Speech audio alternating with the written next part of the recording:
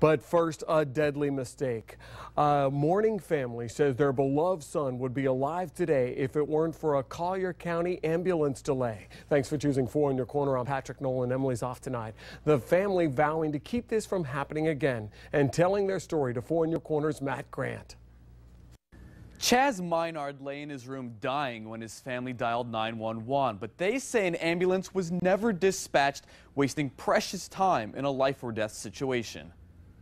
When lives are at stake, every second counts. We attempt to get on the door of the patient in 8 minutes or less. But that's not what happened to 25-year-old Chaz Minard. According to his father, Charles, Chaz was diagnosed with high blood pressure and a disease which causes lung inflammation. But his health problems were worse than anyone knew. Charles found his son unconscious and not breathing on December 14th. He had fluids coming out of his mouth, and he was throwing up. I really started shaking him, hey, and yelling at him, Chaz, and I turned his light on, and I could see, he was in trouble. The family called 911. Within minutes, firefighters and sheriff deputies arrived on scene. But Minard says the cops treated it like a crime scene. And they all come rushing into my house, taking pictures.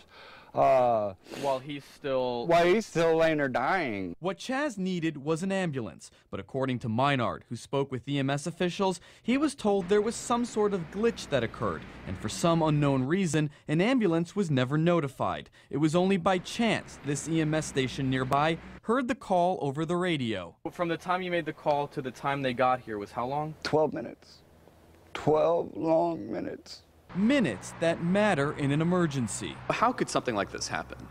I don't know the details of exactly what happened yet. Even though this happened more than a month ago, Collier County EMS Chief Walter Kopka says they're still investigating the delay. In a life or death situation, is that acceptable? Again, I don't know the details of how long that took, so when we know those details, we can certainly talk about that with the family. But Minard remembers each of those agonizing minutes as he waited for help to arrive. Do you think if the ambulance would have got here quicker, that your son's life could have been saved? Yeah, I believe so. Maybe he wouldn't be 100%, but I believe he would be here. While the family took Chaz off life support on December 21st, EMS officials say their investigation into what went wrong should be completed by Friday. Of course, we're going to continue following the story